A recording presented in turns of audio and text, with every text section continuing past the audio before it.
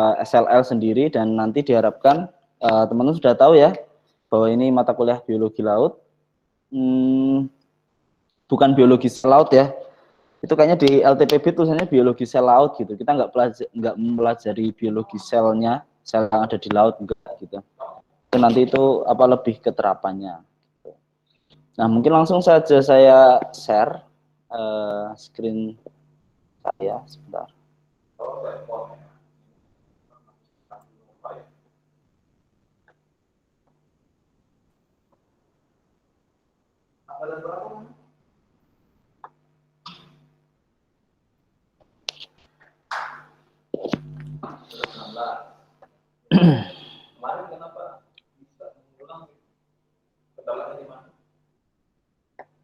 Oke.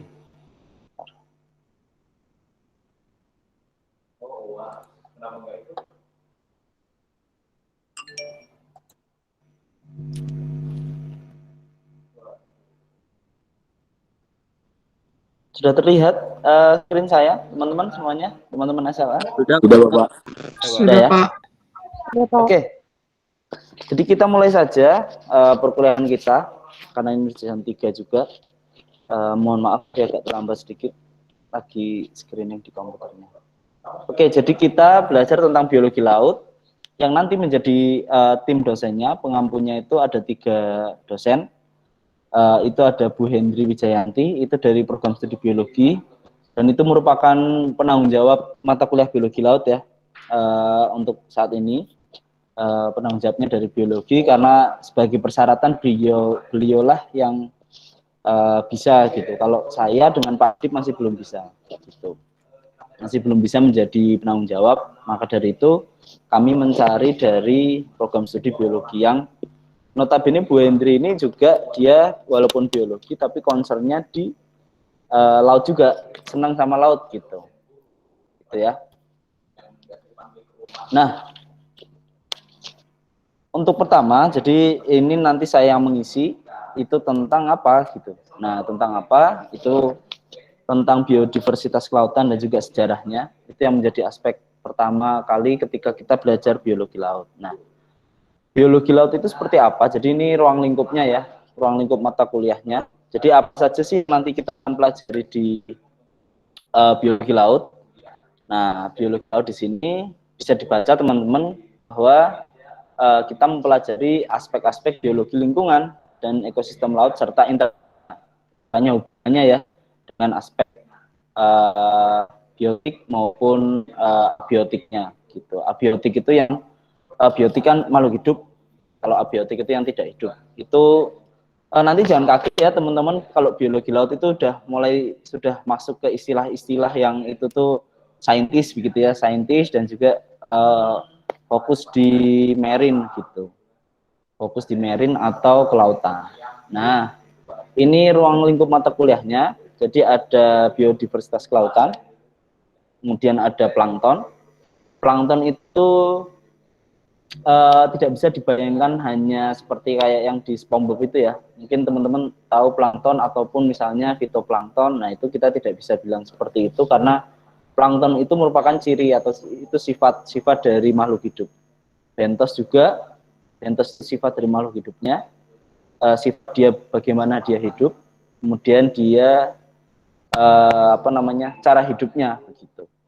Nekton nanti ada, kemudian ada produktivitas dan jaring makanan, ini food chain.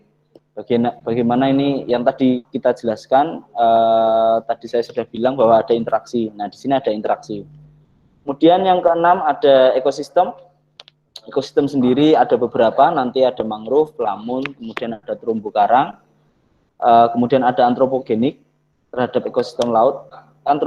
Antropogenik itu apa gitu? Antropogenik itu pengaruh dari terestrial ya, baik itu manusia maupun dari yang lainnya. Yang penting dari terestrial masuk ke marine gitu, masuk ke laut.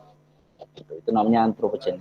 Kemudian yang terakhir nanti kita akan sedikit berdiskusi, ya bukan sedikit sih, kita akan banyak berdiskusi tentang isu-isu yang terjadi khususnya di bidang kelautan pada saat ini gitu ya. Menjadi ruang lingkup mata kuliah kita untuk biologi laut, jadi khusus untuk biologi laut ya seperti ini gitu. Jadi kita mempelajari aspek biologi lingkungannya, kemudian apa yang ada di dalamnya, kemudian juga ada kita mempelajari interaksinya. Itu. Nah, ini seperti biasa evaluasi pembelajaran. Mungkin sebelum kita mulai, mungkin akan saya tampilkan dulu ya, kontrak kuliah kita. Kontrak kuliah. Oke. Nanti teman-teman bisa mengakses ini. Jadi diharapkan sih teman-teman bisa membaca dan memahami. Begitu. Apa sih kontrak kuliah kita selama semester ini tentang pelajaran biologi laut. Dan itu mata kuliah pertama kita ya, untuk mata kuliah prodi. Gitu. Kita mulai dari biologinya, aspek biologinya. Baik.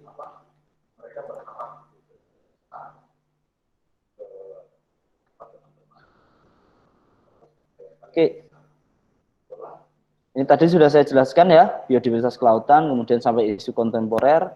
Kemudian, nah, di sini kan teman-teman sudah tahu ya, bahwa ada praktikum ya. Ini ada SKS 21 gitu, 2 untuk materi kuliah, kemudian 1 untuk praktikum. Nah, itu tetap semuanya pasti akan dinilai, tetapi untuk porsinya itu kita bagi menjadi, nah ini teman-teman ya dulu untuk presentasi penilaian.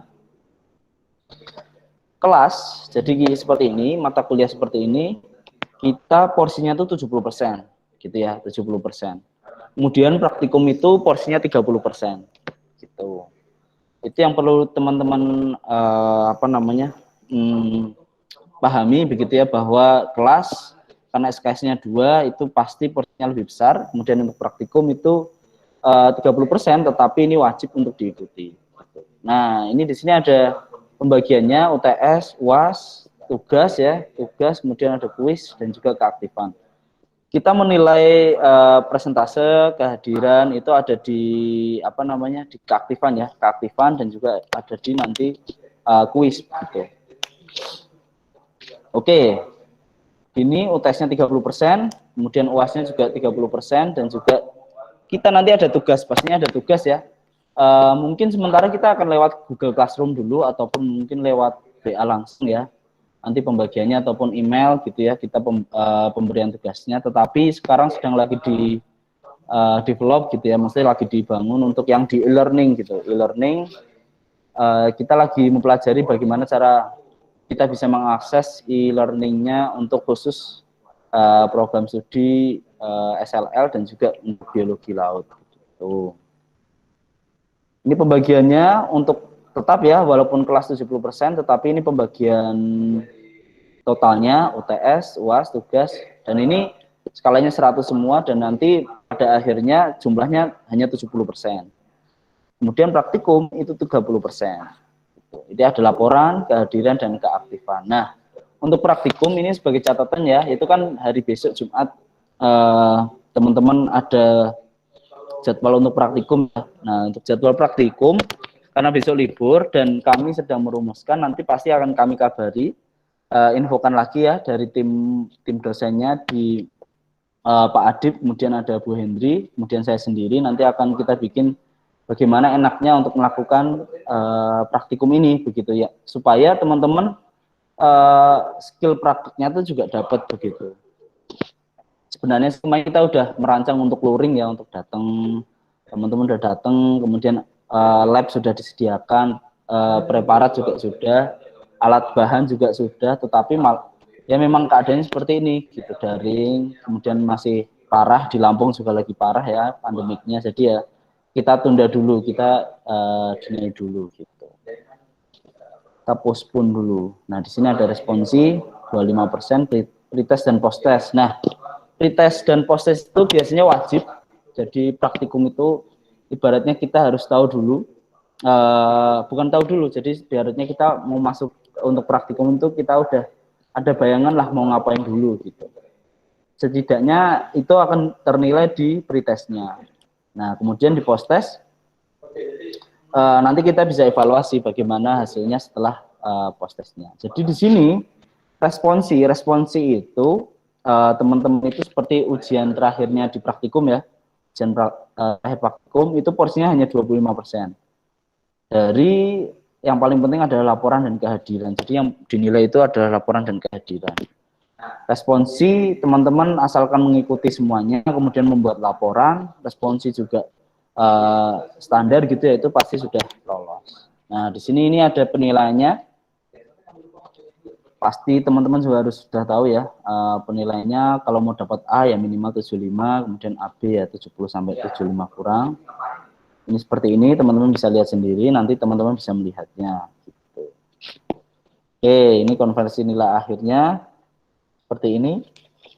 Oke, jadi naik ya ini untuk nilai di apa namanya di praktikum maupun di mata kuliahnya. Jadi nanti digabung. Nah, peraturan kelas ini sudah dibikin. Nanti teman-teman apa namanya baca saja ya, baca saja. Ini pastinya waktu kuliah kalau misalnya dalam kelas. Jadi waktu kalian juga lagi ini juga nggak boleh merokok gitu ya. Gitu. Oke, ini teman-teman bisa baca semua ya nanti. Bisa, Karena ini Pak. mungkin masih apa namanya nyambung sama kelas, karena memang gini konsepnya kami membuat kontrak kuliah ini waktu itu masih nyambung sama luring gitu ya. Tetapi karena memang berubah dan itu kemarin belum sempat kami perbaiki, akhirnya ya masih sama seperti ini gitu. Oke. Ya. Ya, nanti dosen pengampunnya seperti ini. Oke.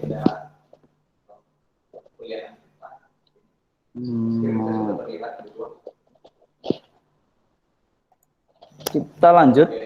Nah, sudah ya, ini sudah, kehadiran tadi sudah. Nah, ini saya butuh koordinator mata kuliah. Jadi teman-teman di sini saya minta ketua dan juga yang membantuin ketua lah, sekretarisnya gitu. Siapa gitu yang mau jadi ketua? Kalau saya sih biasanya bilangnya kormat gitu, koordinator mata kuliahnya. Oke, nanti saya tulis di sini. Siapa yang mau jadi atau mau didiskusikan dulu? Untuk koordinator mata kuliah khusus biologi laut ya, khusus biologi laut. Halo? Ya, Pak. Baik, Pak. Didiskusikan dulu, Pak. Oke, diskusikan dulu ya. Iya, Pak. Oke, sip. Kalau mau diskusikan dulu.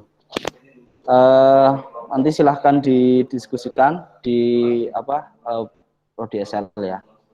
Nah, kita masuk ke materinya untuk biologi laut. Jadi tadi hari ini kita akan membahas tentang sejarah dan juga apa sih namanya biodiversitas kelautan gitu. Tapi sebelum kita masuk, nah ini teman-teman harus dicamkan betul. Camkan betul bahwa karena sudah masuk ke saintis gitu ya, masuk ke program eksak, nanti kita akan pasti belajar tentang scientific research gitu ya. Jadi ini yang harus teman-teman harus tanamkan betul ketika ingin mengetahui suatu informasi ataupun ilmu pengetahuan. Jadi ada observasi, jadi teman-teman tuh mengobservasi dulu, habis itu ada hipotesis, jadi mengira-ngira, hipotesis itu menduga-duga ya, dugaan, hipotesis itu kemudian setelah kita menduga, pasti kita akan melakukan, harusnya adalah melakukan eksperimen ataupun uji begitu. Ketika kita sudah dapat eksperimen ataupun uji, kita sudah melakukan penelitian, kemudian kita dapat data dan juga hasil. Jadi ketika kita bisa membuktikan hipotesis kita, gitu ya, hipotesis kita, istilahnya dugaan kita, apakah memang sesuai dengan dugaan kita, sesuai dengan ini ya, observasi dan explanatory modelnya. Ini istilahnya ibaratnya kita sudah membaca suatu artikel, referensi kita kumpulkan. Nah, itu kita sudah pelajari, kemudian tiba-tiba ada hipotesis yang kita buat. Oke, begitu. Ini yang harus teman-teman pelajari ya, harus teman-teman pelajari. Ketika data konsisten dengan hipotesisnya, istilahnya hipotesis kita kok nol gitu, nanti kita balik lagi.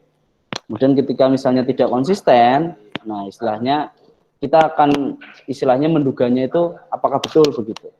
kita harus membuat suatu hipotesis atau dugaan lain ketika misalnya datanya tidak valid begitu, datanya tidak valid.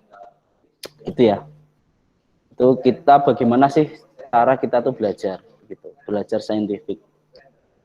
Nah, kita masuk ke marine science, jadi ilmu kelautan. Kita tahu teman-teman 71% ya, 71% bumi ini itu tercover oleh ocean gitu ya, ocean. Kemudian pastinya ketika dia punya jumlah yang sangat tinggi, ibaratnya cakupannya luas areanya tinggi, jadi dia akan mempengaruhi climate dan juga weathernya, istilahnya iklim dan juga kondisinya, cuacanya gitu ya. Dan itu tidak hanya di daerah ocean atau di daerah laut, tetapi juga pasti berimpact ke daerah daratan yang kita tinggali, lingkungan daratannya, terestrialnya, gitu ya. Nah, teman-teman juga sudah tahu, pastinya mungkin sudah dipelajari di SMA, itu ada apa namanya 5 ocean gitu, ada Pasifik, Atlantik, Indian, Arktik, dan Antartik. Teman-teman bisa lihat di sini ya, Pasifik di mana, Atlantik di mana, Hindia di mana, kemudian Antartika di mana, kemudian Arktik di mana. Silahkan dipelajari, intinya bahwa kita punya 5 samudra lah kasarnya, 5 samudra, Pasifik, Atlantik, Indian, dan Arktik, dan Antartik. Nah, di sini kita masuk. Nah, mungkin ada teman-teman yang masih bingung masalah oceanografi dan juga marine biology ya.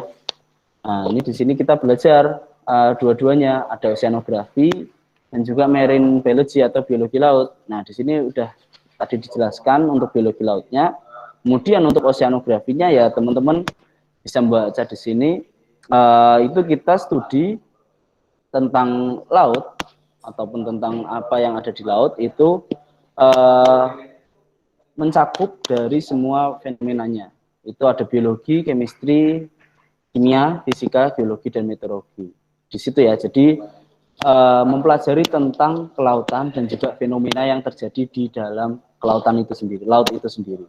Itu kita mempelajarinya di oceanografi. Misal tsunami yang paling kelihatan ya, tsunami. Kemudian ada climate change, perubahan iklim itu apa namanya? Es di mana? Di kutub itu mencair, kemudian naik, namanya water sea level itu, permukaan air laut itu, kenaikan permukaan air laut, itu kita pelajari di oceanografi.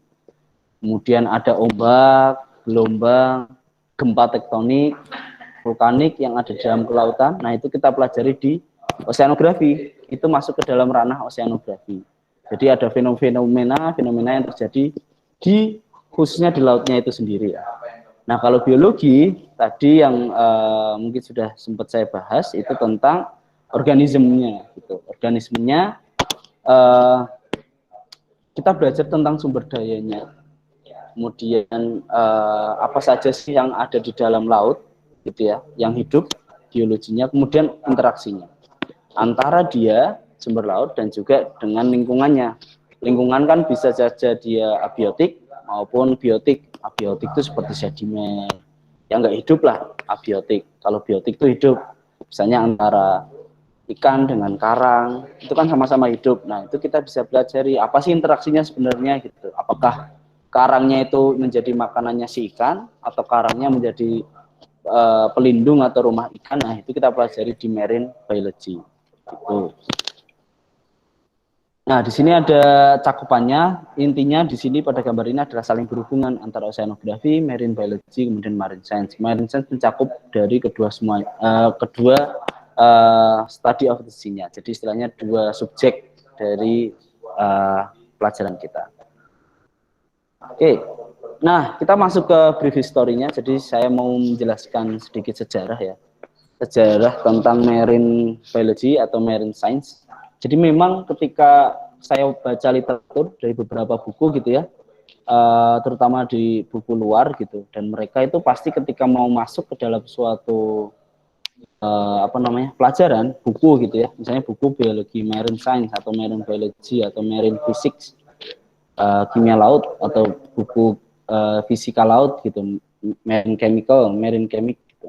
Mereka pasti akan menjelaskan dulu sejarahnya. Jadi mereka harus tahu dulu bayangannya bagaimana sih kok tiba-tiba ada namanya pelajaran ilmu kelautan. Nah, itu kita pelajari dulu sejarahnya seperti apa. Nah, ini tuh bisa dibilang biologi laut itu, jadi istilahnya pengetahuan tentang ilmu kelautan itu tuh pengetahuan yang lebih mudah dari pengetahuan yang ada di darat. Itu pasti ya. Itu kenapa seperti itu ya, kita tahu sendiri, darat dekat dengan kita, langsung berinteraksi dengan kita. Misalnya di daratan ya, dengan tumbuhan, hewan yang ada di darat, kemudian tanah, itu kan kita langsung berinteraksi.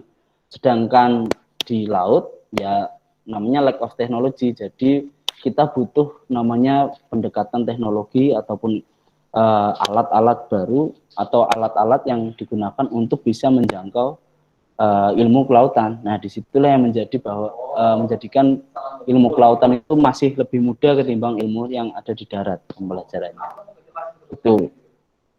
Nah, yang pertama yang mulai, jadi istilahnya yang mulai itu Aristoteles, ya pasti terkenal ya, filosofi terkenal dari Yunani. Nah, dia itu sudah membuat suatu istilahnya skema klasifikasi dalam hidup lah. Nah, ketika dia sudah melihat bahwa membuat suatu ladder of life, jadi tangga kehidupan gitu ya, tangga kehidupan. Nah, dia itu melakukan penelitian, dia itu menemukan 500 spesies lah. Jadi bukan menemukan, jadi kayak menggambarkan saja, tidak bisa dibilang dia mendetail ya. Tetapi dia sudah bisa waktu itu beliau nih, si Aristoteles itu dia mendeskripsikan suatu ikan gitu ya, suatu ikan yang dia temukan dan dia mempelajarinya, ibaratnya itu kalau bisa dibilang itu insangnya ikan dan juga cuttlefish, itu ikan-ikan kecil lah begitu yang biasa dimakan dari kucing. Jadi ibaratnya itu ada tangga kehidupannya seperti ini ya. Jadi ibaratnya itu ya dia tuh punya tahapan-tahapan suatu kehidupan untuk mencapai kesempurnaan. Itu yang dipikirkan oleh Aristoteles waktu itu. Jadi ada yang non-living being, jadi yang tidak hidup begitu ya. Kemudian ada plant yang paling sederhana. Kemudian ada hewan, zoonya, animals gitu ya. Dan termasuk ikan ataupun waktu itu yang Aristoteles periksa itu adalah ikan. Itu termasuk ke dalam animal gitu. Selain dari hewan-hewan lain, dan itu baru nanti nyampe ke human being, istilahnya kita sendiri. Nah, itu yang menjadi tahapan suatu kehidupan, dalam artian ada tangganya lah, penyempurnaan suatu penciptaan. Itu yang dipikirkan oleh sang filosofer gitu ya, sang filosofer Aristoteles. Oke, kita geser ke, nah ini yang sudah mulai masuk ke ekspedisi gitu ya, ekspedisi eksplorasi itu sudah masuk. Kita masuk ke Charles Darwin. Siapa sih yang nggak kenal Darwin gitu ya? Siapa yang nggak kenal Darwin? Dia sudah yang menemukan suatu postulat atau teori evolusi ya, teori evolusi yang mungkin sampai sekarang masih didengungkan di kuliah biologi SMA ya, waktu SMA. Itu pada tahun 1831 sampai 59 beliau itu sudah melakukan ekspedisi menggunakan kapal. Waktu itu nama kapalnya adalah HMS Beagle. HMS itu paling teman-teman nggak usah kaget ya ketika misalnya baca kok ada HMS, dia naik ke kapal HMS. HMS itu singkatan dari His atau Her Majestic Ship. Jadi itu kapal khusus yang dulu itu pada zaman dulu untuk tentara ya, untuk tentara. Dan dinamakan Beagle. Nah, itu kalau misalnya nanti teman-teman ketemu kata-kata HMS, berarti itu dia pasti lagi melakukan suatu ekspedisi atau ekspansi dengan menggunakan ship, kapal gitu ya. Nah, di sini Darwin selain dengan teori evolusinya, beliau juga main-main nih ke laut gitu. Main-main ke laut, dia menemukan atol. Atol itu jenis struktur koral, tropical coral, nanti yang mungkin kita akan pelajari lebih dalam di mata kuliah karang gitu ya, ekosistem karang, terumbu karang. Yang intinya dia menemukan atol, namanya atol tropical coral reef structure. Jadi ini bisa dilihat gambarnya. Jadi dia punya suatu laut. Jadi ibaratnya laut yang dikelilingi oleh karang begitu ya, oleh karang. Jadi membentuk suatu bunderan. Oke, kemudian pastinya dia masuk beliau ini si Darwin ini pada tahun 59 dia membuat buku namanya The Origin of the Species by Means of Natural Selection. Oke. Nah, kemudian nih pada sebelum si Darwin ya tidak situ Darwin dulu, habis sebelum si Darwin dulu putus. Oke. Suara saya masih terdengar? Masih Pak, masih. Oh, masih ya. Oke. Ya. Oke, saya lanjutkan. Jadi udah ke Darwin. Tadi ingat itu ada dia menaiki HMS Beagle. Dia menemukan apel, kemudian juga dia membuat sebuah buku. Nah, sebelum dia ini juga ada sejarah dari Edward Forbes, gitu ya, the founding father of oceanography. Jadi ibaratnya dia yang menemukan suatu ilmu oceanografi. Padahal itu sebelumnya dia bilang bahwa kehidupan ini ya, Azoic Theory of Marine Life. Jadi saya bilang Azoic Theory of Marine Life. Dia berpostulat apa? Berteori bahwa suatu apa ya istilahnya diversitas atau banyaknya suatu organisme itu akan terhentikan oleh namanya kedalaman. Jadi ibaratnya kedalaman depth itu menjadi suatu batas organisme itu hidup gitu. Dan beliau si Edward Forbes ini bilang bahwa tidak akan ada suatu kehidupan di kedalaman lebih dari 1.800 kaki. Beliau sudah membuat teori seperti itu, padahal waktu itu masih belum ada belum ada sentuhan modern teknologi ya, belum ada yang namanya drone laut atau kabel laut waktu itu. Nah, beliau sudah mengatakan seperti itu karena memang tidak terlihat sama sekali, gelap gitu ya, gelap sekali. Itu. Oke, kemudian, nah di sini sudah masuk nih, akhirnya ketika ini yang biasa disebut namanya Azoic Theory of Marine Life. Nah, masuk ke John Ross dan juga James Ross. Setelah tahu bahwa Edward Forbes membuat seperti itu, nah ini masuk nih, mulai melakukan penelitian juga. Ternyata dia menemukan sampel berupa cacing dan bintang laut di dalaman 1920. Nah, beliau ini waktu itu adalah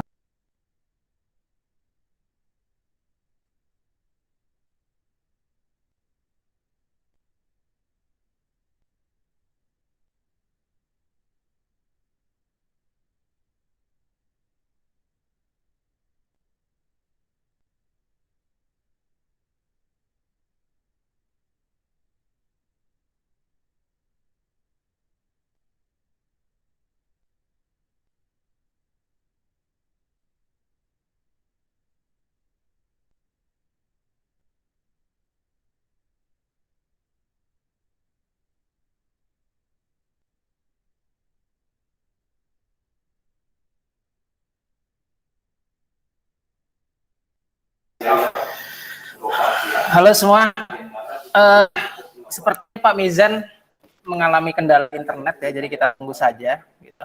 Suara saya jelas nggak? Jelas, Kak. Oke. Jelas, Pak. Oke, ini internetnya tiba-tiba mati, jadi kita tunggu saja Pak Mizan untuk apa namanya join lagi di perkuliahan ini. Saya juga baru gabung karena baru mengerjakan sesuatu dan ini baru sampai di kampus ya. Oke. Gimana semuanya? Pada sehat? Alhamdulillah sehat, Pak. Alhamdulillah sehat ya di sini. Oke. Sehat, Pak. Di sini ada Gading nggak? Nggak ada ya Gading ya? Saya tuh sulit menghubungi Gading. Hilang ya memang ya? Memang udah nggak masuk lagi Gading ya berarti? Tapi di grup suka nongol, Pak. Oh, selalu nongol. Oh iya, ya udah kalau gitu. Ya udah. Kemarin saya udah dikasih nomornya sih sama Becky. Ya, kemarin sempat nelpon cuman nggak aktif atau mungkin jaringannya putus. Gitu. Oke, jadi tadi udah diinfokan sama Pak Mizan. Oh, ini sudah bergabung lagi nih sepertinya Pak Mizan. Oke, silahkan, monggo Pak Mizan dilanjutkan. Oke, siap. Thank you Mas Adib, Pak Adib. Sorry ya, tadi tiba-tiba putus sendiri, saya juga nggak tahu. Ternyata harus reload. Bentar, saya akan share lagi.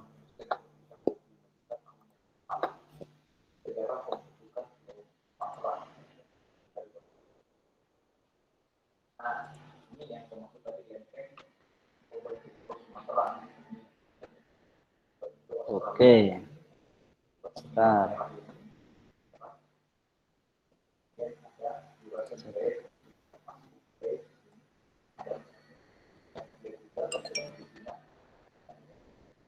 Oke, sudah terlihat ya, teman-teman. Kita lanjutkan. Jadi, Sudah, udah ya, Pak. sudah terlihat ya. Oke. Gini, misalnya saya mikir sih kalau saya kuliah ya, kuliah itu ketika misalnya kita masuk ke mata kuliah prodi, apalagi kalau saya itu sukanya sama orang, sama makhluk hidup gitu. Jadi saya itu punya apa namanya, keingintahuannya tuh lebih tinggi dibandingkan dengan yang lain gitu. Sehingga saya walaupun ini agak membosankan sejarah, tapi memang harus kita tahu gitu bahwa kita tuh, oh iya, kita harus tahu bahwa namanya biologi laut itu ya penting buat kita, apalagi buat perdana buat kalian. Ini menjadi pegangan teman-teman ketika menjadi dasar bagaimana sih seorang saintis itu mereka melakukan suatu kegiatan ya, suatu kegiatan. Oke. Next, saya langsung, jadi sampai sini ya, tadi saya ulangi lagi, tadi ada teori azoik. Jadi ini dicetus oleh Edward Fox, dia bilang bahwa nggak akan ada kehidupan setelah 1800 kedalamannya. Tuh. Oke, nah tetapi di sini ada yang namanya John Ross dan juga James Ross, ini bersaudara. Dia menemukan sampel dasar laut itu kedalamannya 1920 meter. Jadi sudah melebihi dari apa yang dibilang oleh si Edward Fox tadi. Jadi teori azoiknya itu gagal, ya. Gagal. Kenapa dia bisa sampai mendapat sampel di sana? Waktu itu si John Ross dan juga James Ross itu memasang suatu kabel laut, mengecek di sana pakai kabel laut yang di situ sampai ke dalamnya lebih dari 1800. Dan waktu diangkat, ternyata dia menemukan suatu organisme yang menempel di kabel laut. Itu ceritanya seperti itu. Oke, sebentar ya.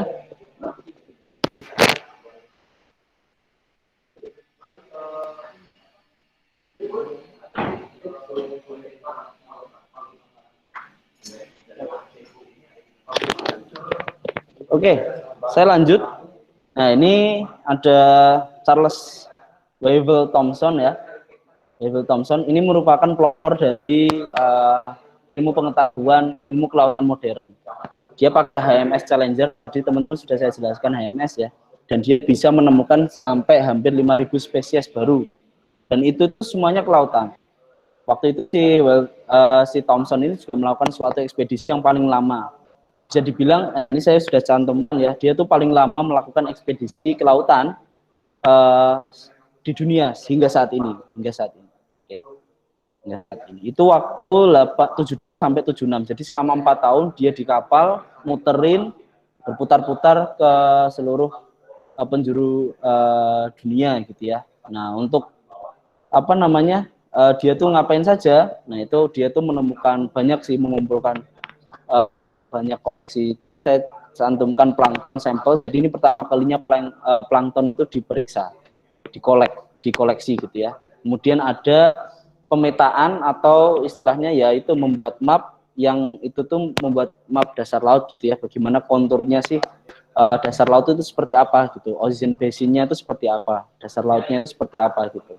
Nah, itu ya dari ekspedisi atau perjalanan dari si Charles Wyville Thomson ini gitu. Dengan pakai kapal ekspedisinya HMS Challenger. Nah, ini rutenya teman-teman bisa dilihat, ini dari Inggris kembali ke Inggris ya. Inggris kembali ke Inggris. dari 72 sampai 76. Bahkan Indonesia pun, teman-teman bisa lihat ya, Indonesia pun itu juga terekspedisi, tereksplor lah. Waktu itu di kapal ini mengikuti ke daerah timur Indonesia. Jadi menyusuri Laut Flores, kemudian ke Sulawesi, laut apa itu? Bangka ya. Kemudian ada ke Filipina, Jepang, balik lagi, kemudian Cina, Jepang, susuri sampai ke sini, balik lagi akhirnya. Jadi muter ke seluruh dunia. Dari Inggris balik lagi ke Inggris selama 4 tahun. Nah, teman-teman bisa lihat di sini sudah mulai ada peralatan-peralatan canggih ya masuk, kemudian bagaimana dia mengidentifikasinya di sini. Ini ilustrasi yang mungkin digambarkan oleh orang seni waktu dia mengikuti suatu ekspedisi ini. Teman-teman nanti bisa akses ini, bisa lihat. Nanti mungkin saya juga kasih bukunya. Apa sih ini historinya seperti apa. Nah, ketika sudah masuk, yaitu 76 itu sudah masuk ke ilmu kelautan modern gitu ya. Ilmu kelautan modern, habis itu barulah nanti tumbuh namanya institusi, ada laboratorium, itu akan keluar gitu ya. Dalam perjalanan kita udah tahu yang tadi si Forbes sudah bikin penelitian tentang oceanografi, si John Ross juga sudah melakukan penelitian tentang organisme laut. Jadi itu udah mulai muncul namanya institusi dan juga laboratorium. Dan ini yang menjadi laboratorium pertama kelautan itu ada di Perancis waktu itu ya, di sini. Sampai sekarang masih ada.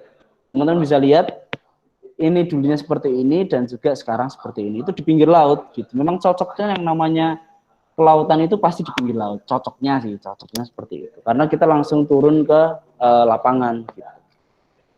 Oke.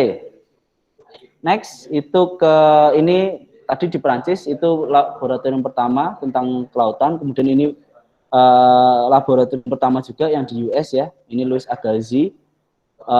Dia itu istilahnya membuat suatu laboratorium karena dia itu punya pemikiran bahwa bagaimana sih untuk mengimprove atau mengupgrade suatu pengajar atau guru ya dalam suatu dia mengajari suatu natural history ya, istilahnya dia mempelajari suatu alam ya, dia langsung hands on gitu ya, hands on ke lapangan. Nah, disitulah muncul namanya yaitu praktikum lapangan di situ. Jadi itu awalnya seperti itu. Jadi teman-teman bisa lihat bahwa ya seperti rumah biasa ya. Seperti rumah biasa ini gambarnya. Sini observasi di situ ya, cuma pertama niatannya pengen ya udahlah sekalian turun gurunya biar tahu alam itu seperti apa, sekalian diturunin aja ke ke alam sekalian gitu. Gitu ya. Nah, itu lokasinya di Massachusetts, jadi pesisir Massachusetts waktu itu. Di US, di Amerika. Oke. Next, sejarahnya ini Woods Hole di oceanographic. Ini tentang marine biological juga dan juga oceanographic. Ini yang sebelumnya seperti ini ya, tadi ya. Sekarang sudah berkembang seperti ini. Itu dikembangin oleh muridnya dari Agassiz. Nah, ini yang paling terkenal sampai sekarang dan itu yang menjadi suatu leadingnya gitu ya, leading institution of marine science gitu, marine science. Itu namanya Scripps Institution of Oceanography. Itu lahir di 1903. Gitu ya. Ini oleh Profesor Dr. William E. Ritter. Jadi beliau ini ibaratnya cuma iseng-iseng gitu. Iseng-iseng dalam artian dia punya pakai dananya sendiri. Pakai dananya sendiri untuk membuat suatu institusi dan ternyata sampai sekarang itu sangat berguna dan juga istilahnya sangat terkenal institusi ini. Mungkin teman-teman kalau saya sih masih pengen punya cita-cita untuk sekolah di sana gitu ya. Ya bukan sekolah, istilahnya postdoc lah istilahnya, kerja di sana lah. Karena ini memang terkenal sekali gitu. Scripps Institution of Oceanography. Dan ini masuk ke Hardy, ini yang melakukan penelitian mulai masuk ke daerah Antartika ya dan juga Arktik begitu. Sampai bikin buku the open sea is natural history gitu. Nah, ini suatu track recordnya, teman-teman bisa baca sendiri. Ada Challenger, mulai dari Challenger ya, itu yang mulai modern sampai sekarang. Dari yang lawas sampai sampai sekarang. Nah, kita sudah tahu ke dunia ya. Nah, kita juga belajar juga dong harusnya di Indonesia itu seperti apa sih sejarahnya gitu ya. Nah, sejarahnya kalau di Indonesia itu lebih ekstrim lagi gitu. Lebih ekstrim lagi bahwa artefak-artefak dari artefak gitu ya. Sudah ada kayak gambar perahu, kemudian ada ukiran-ukiran kapal gitu ya. Itu udah ditemuin di Pulau Jawa, di daerah pulau-pulau lain gitu ya, Munas, Ram, Arbuni itu 2500 sampai 1000 lah tahun sebelum Masehi coba gitu. Jadi sebenarnya pendahulu-pendahulu kita yang dari Nusantara itu lebih tahu gitu, tetap istilahnya punya sejarah yang lebih lama ketimbang dari yang dari luar gitu. Sampai-sampai nih kerajaan Merina ini itu sampai dia itu berlayar dari Nusantara ke Madagaskar gitu ya. Madagaskar. Jadi ibaratnya sudah sampai seperti itu, dia bisa membuat suatu kapal, itu perahu pakai cadik, kemudian bisa mengarungi samudra dengan kondisi laut yang seperti itu. Nah, seperti itu sejarahnya. Kemudian masuk ke 1600 sampai 1850 itu ada namanya itu si Rumpius ya, Rumpius tentara VOC, dia itu perintis biologi di Indonesia. Dia mulai kan, dia walaupun penjajah Indonesia gitu ya, dari tentara-tentara Belanda itu, ternyata dia tuh suka dengan namanya flora dan fauna yang ada di Indonesia gitu. Waktu itu tuh di daerah Ambon, Nah, itu masih ada sampai sekarang itu ibaratnya tanda si Rumpius itu. Ada, teman-teman bisa lihat, bisa baca sendiri. Menarik ini karena beliau itu buta. Gitu. Yang menarik itu beliau itu buta. Bayangin, buta loh itu. Nanti teman-teman bisa belajar lah membaca untuk itu. Kemudian masuk introduksi lagi tentang penelitian oleh biologi, khususnya kelautan juga. Itu ada Siboga Expedition. Ekspedisi Siboga itu terkenal juga. Itu dari peneliti dari ekspedisi Siboga itu, karena ke Flores, ke Sumba, ke Bali, kemudian ke Sulawesi, itu dijelajahi semua ya, sebenarnya cuma nebeng gitu, ibaratnya lihat, ambil, jalan lagi gitu ya. Nah, tetapi dari situlah ilmu-ilmu kelautan tuh muncul gitu. Ada buku buku perikanan, ikan gitu ya, ikan tentang Indo-Australian, kemudian ada batimetri, dasar laut, peta dasar laut, itu pertama di Indonesia ya dari ekspedisi ini. Gitu. Teman-teman bisa baca di sini.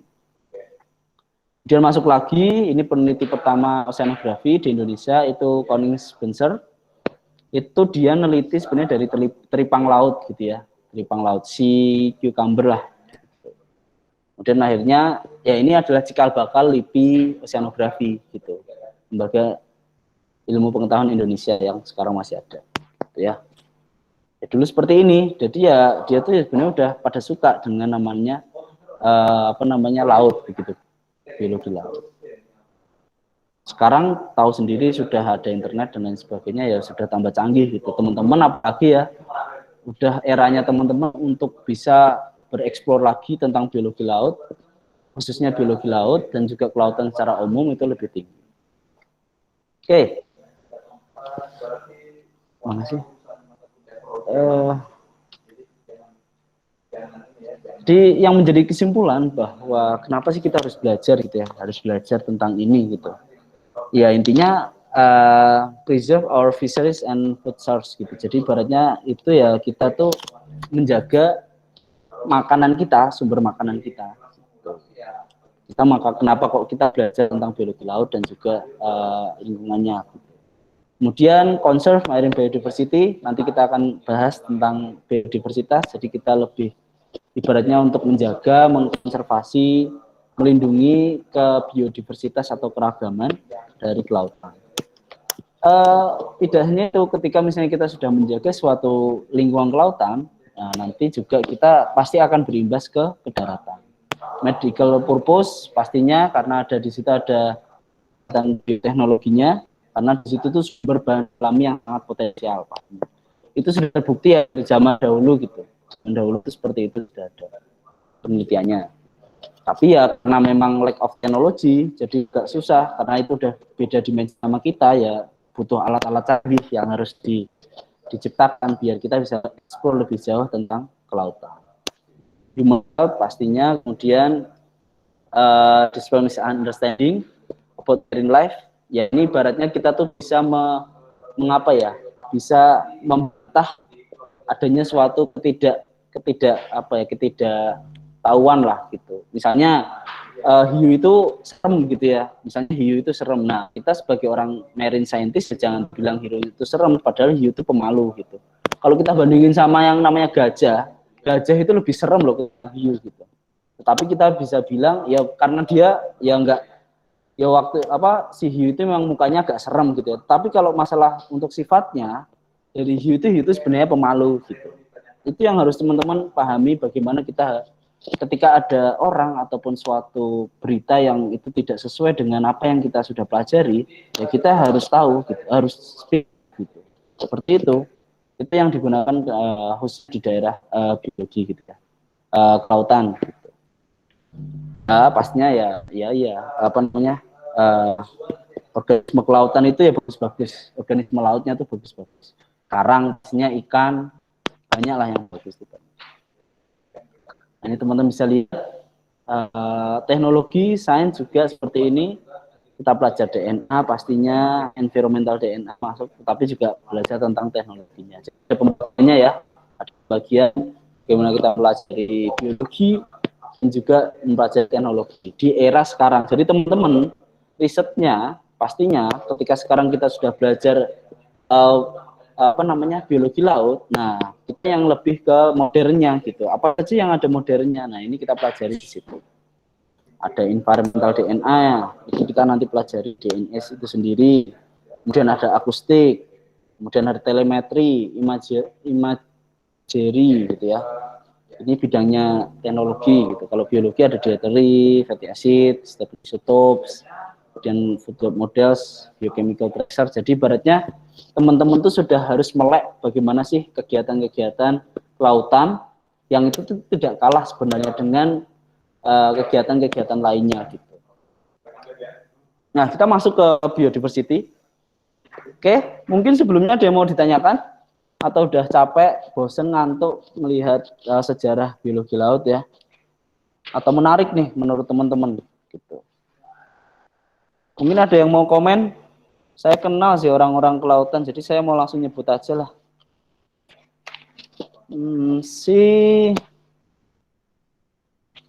Siapa namanya? Si Lucky. Ada Lucky?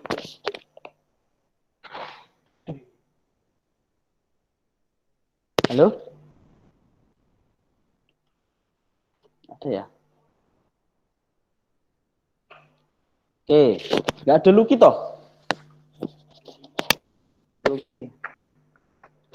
Oke, kalau nggak ada, nanti tiba-tiba ada senyawa saya ya, si Lucky ya. Iyalah. Gini, teman-teman kan di sini biologi laut ya. Jadi hati-hati saja kalau mainan apa namanya absensi gitu ya. Karena aku yakin sih udah pada hafal. Kan masih banyak cuma ya teman-teman sendiri gitu 55 orang ini. Gitu. Jadi ya aku yakin dosen-dosennya pada hafal, kecuali Bu Hendri mungkin masih perlu hafal. Kalau saya, Pak Adib, aku yakin sih udah hafal hampir 90% lah. Jadi hati-hati. Ya. Nakut-nakuti ya, saya sih pinginnya teman-teman tuh ikut terus gitu kuliahnya gitu. Oke, mungkin langsung saja. Oke, langsung saja kita belajar tentang marine biodiversity. Di sini mungkin ada gambaran ya tentang bagaimana sih keragaman biodiversitas yang ada di kelautan gitu. Ini ada beberapa, jadi tidak hanya bayangannya tuh namanya laut tuh ya tidak hanya ikan gitu, jangan sampai kebayang hanya itu aja gitu ya. Kalau yang namanya laut begitu. Ikan iyalah karena memang diekspos, jadi efeknya sangat langsung ke manusia itu langsung, maka dari itu ikan itu sangat diekspos di kelautan. Tetapi kalau misalnya kita lihat bahwa efek atau istilahnya manfaat secara tidak langsungnya itu banyak sekali organisme-organisme yang itu tuh lebih dari ikan. Ikan itu hanya sebatas kelas ya, belum kelas gitu, kelas apa namanya, Pisces, belum sampai ke yang film-film yang lainnya. Teman-teman sudah pelajari di biologi ya, Nah, di sini kita belajar dulu tentang biodiversity, marine biodiversity. Kita belajar tentang sejarahnya, istilahnya etimologinya. Ada bio, pastinya makhluk hidup. Kemudian diversity, ingat-ingat ketika misalnya teman-teman sekarang jangan, kalau misalnya bilang keragaman ya bilang aja diversitas gitu. Keragaman, jadi sudah akan terbesit, tertanam oleh teman-teman ketika bilang diversitas, berarti itu padanan kata dari agama atau keanekaragaman. Kalau misalnya digabung biodiversity, berarti keanekaragaman suatu makhluk yang dia hidup begitu, punya nyawa gitu ya. Itu namanya biodiversity, biodiversitas gitu. Kalau kita tambahkan marine atau laut gitu ya, berarti keragaman hayati laut yang ada di laut. Keanekaragaman makhluk hidup yang ada di laut begitu ya. Oke, ini menurut IUCN, ada yang tahu IUCN? Saya kasih nilai langsung. Jangan browsing ya. Jangan browsing. IUCN langsung kepikiran plus gitu. Ada yang tahu?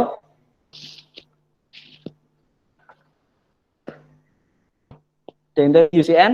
Ya kalau browsing nggak apa-apa dah. Niat berarti Tahu, kalau Pak. browsing. Ya. Izin menjawab, Pak. Siapa nih? Bagus, Pak. Sampai sini. Nah. Bagus, Pak. Oke, guys. UCN apa, guys? UCN itu, tahu saya pernah baca di Instagram itu organisasi internasional yang bergerak mengatur konservasi alam, Pak, di wilayah laut. Konservasi alam. Oke. Iya, Pak. Itu singkatannya tahu nggak? Harus tahu dulu Nggak tahu, singkatannya. Pak. Nanti nggak tahu, tiba-tiba suruh konservasi, apakah hanya konservasi alam aja apa enggak gitu. Tahu, guys? Tahunya itu Tapi apa tak tulis organisasi oke. internasional gitu, Pak. Hmm? Tahunya cuman kayak organisasi internasional itu aja bergerak kayak mengatur di ini konservasi alam itu, Pak. Konservasi alam yang ada di laut. Oke, thank you. Oke, sip.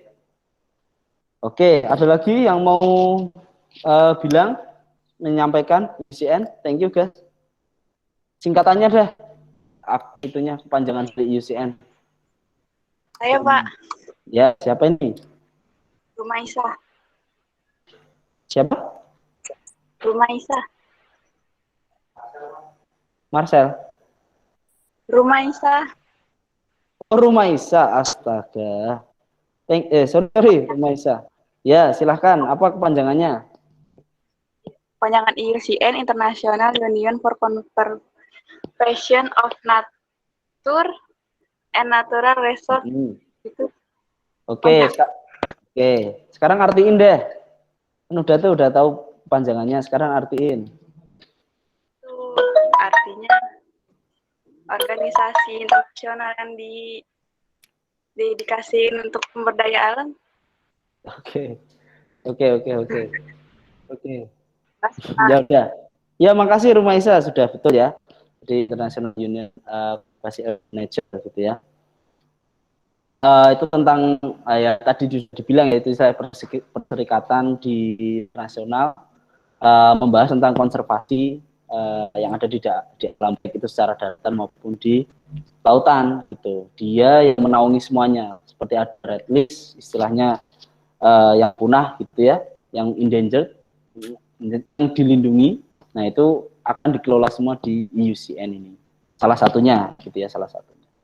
Nah, ini ada cuplikan dari UCN bahwa marine biodiversity itu keragaman di antara makhluk hidup dan berbagai sumber termasuk daratan, lautan, dan ekosistem perairan lainnya, serta kompleksitas ekologis di mana mereka merupakan bagiannya. Jadi tidak hanya ada di laut, tetapi daratan yang berhubungan dengan lautan.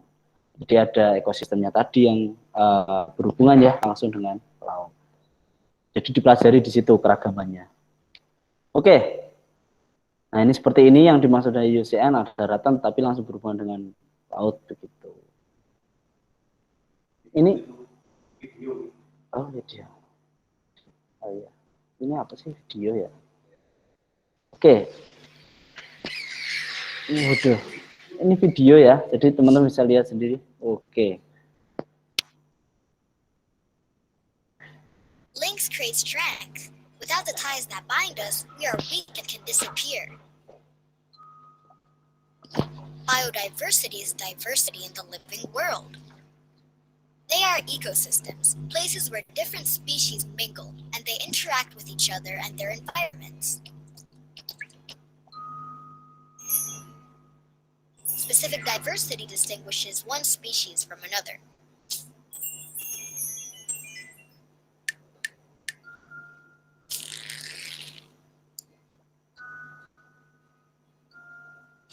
And then there's gene diversity, which ensures that members of the same species are different. Yes. I'm a phytoplankton. And me, a zooplankton. We are invisible to the naked eye. Together, we weigh 49 times more than all the other marine organisms combined.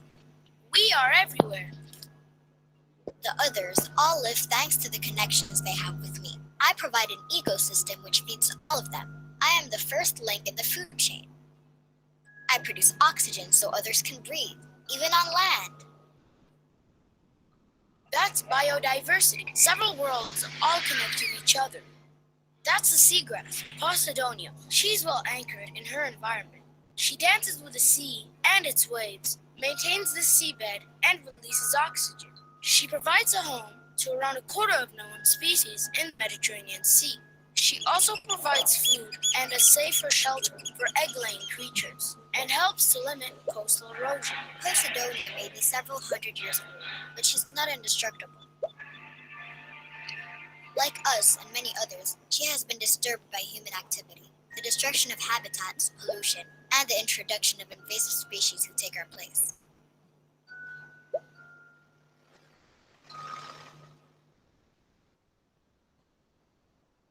When they disturb us, the biodiversity of the Mediterranean Sea is affected, and the whole world, including you. That's why we have to protect everyone, don't you think?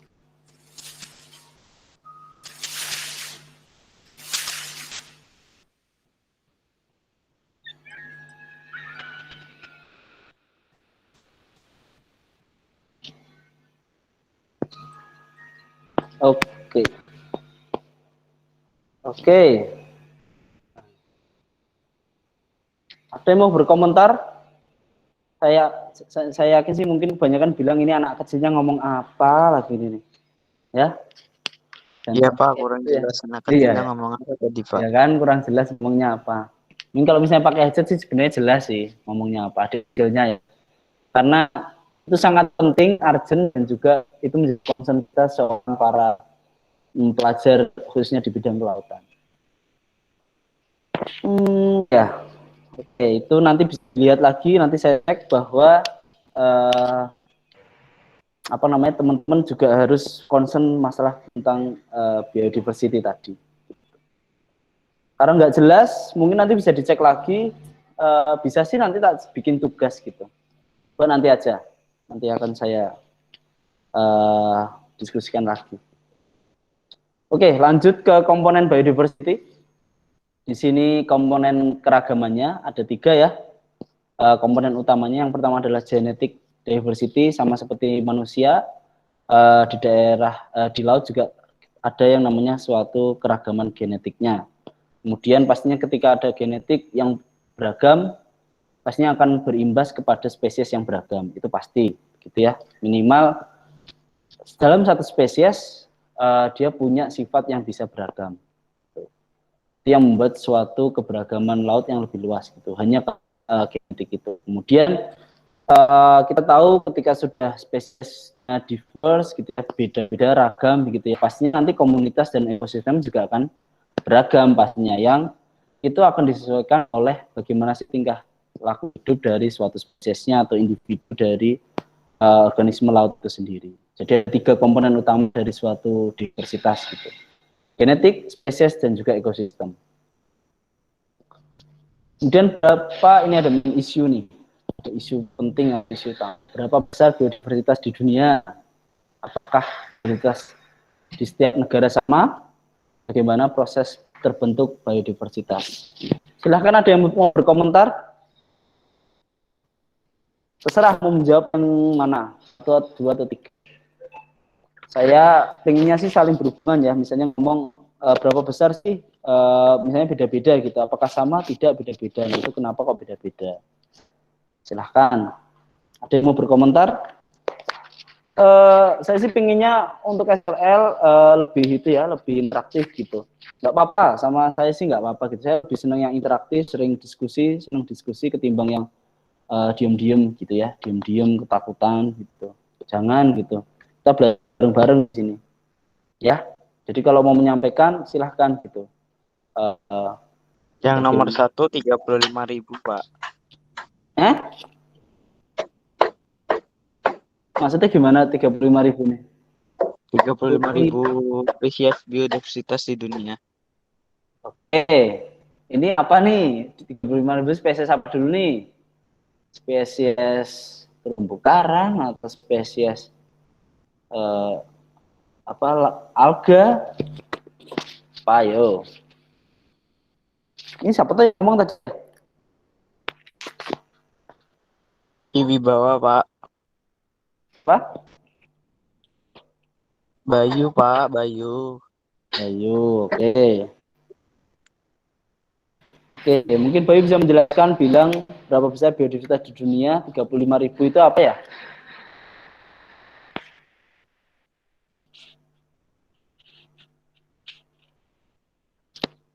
Halo?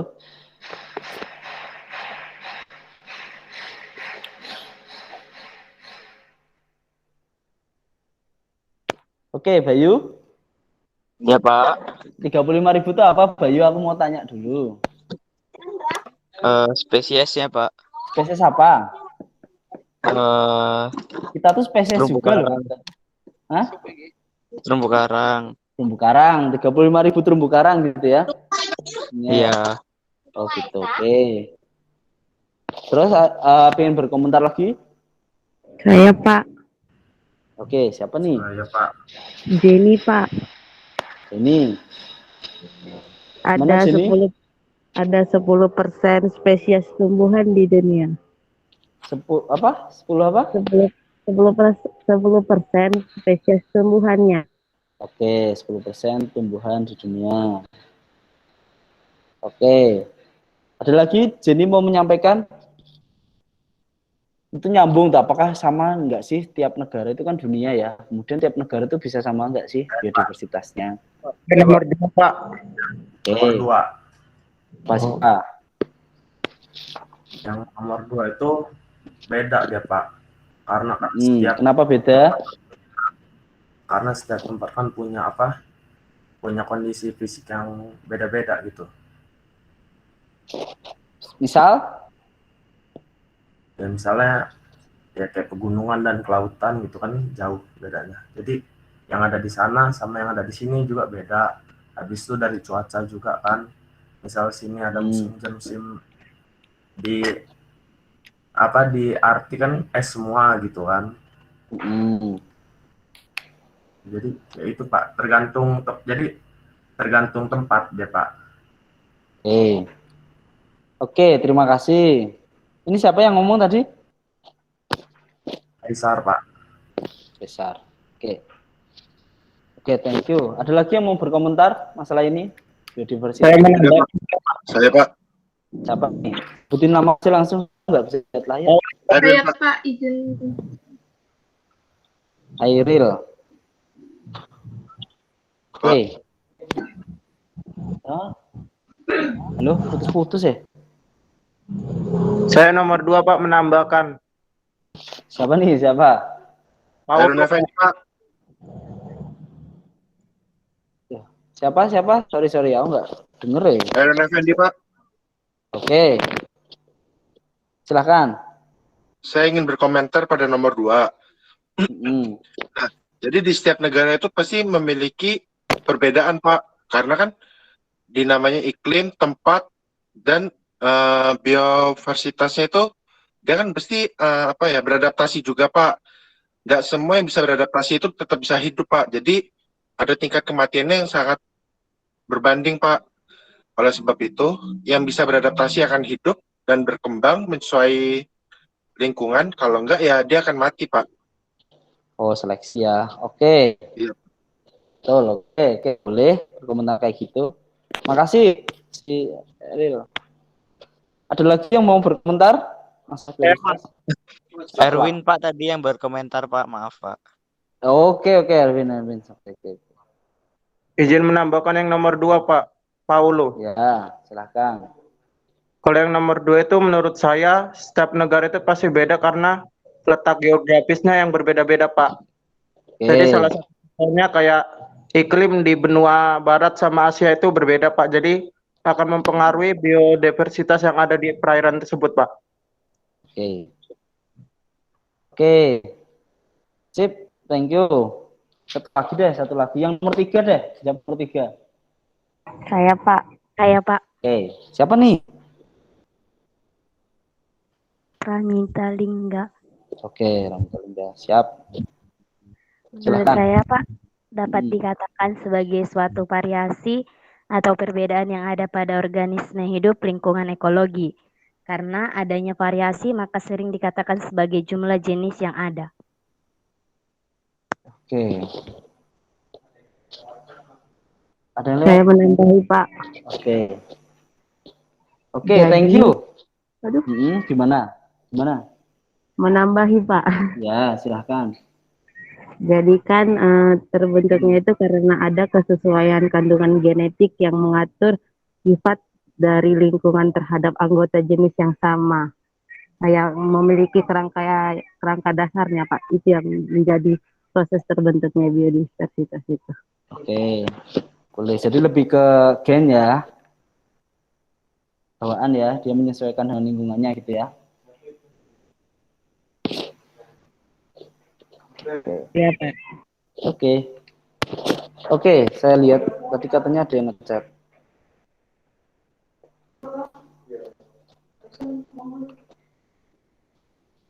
Bentar. Pak, saya berkomentar, Marcel ya. Saya baca nih, Marcel. Kromosom yang sama. Berat sekali bahasanya ya, si Marcel ya. Cocok ya jadi orang biologi nih, Marcel. Oke, thank you Marcel. Saya catat ya, Marcel. Oke, jadi saya lanjutkan.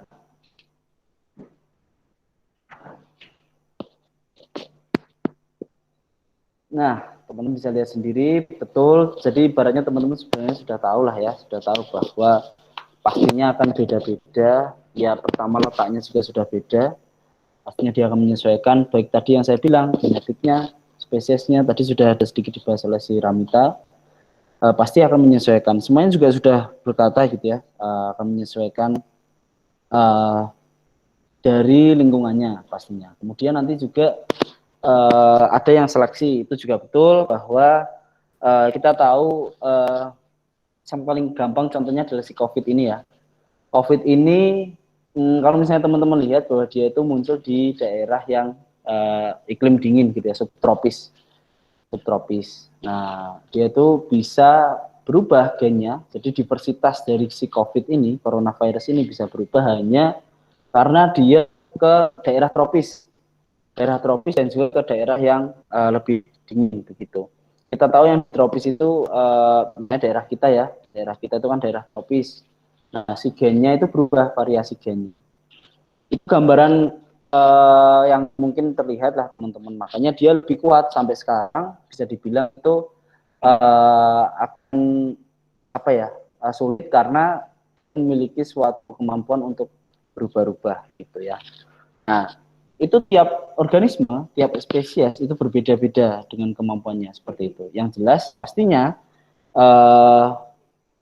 keragamannya, istilahnya biodiversitasnya akan berbeda-beda di daerah pembagian istilahnya di daerah masing-masing begitu.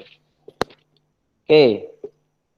Nah, di sini bisa lihat bahwa teman-teman ya, ini dari UCN, Secrets of World Riches Marine Area Revealed, itu ibaratnya itu area kelautan yang dia tuh tertinggi di dunia gitu ya, terkaya diversitasnya. Itu ya daerah ini nih dekat Indonesia, apalagi di Filipina.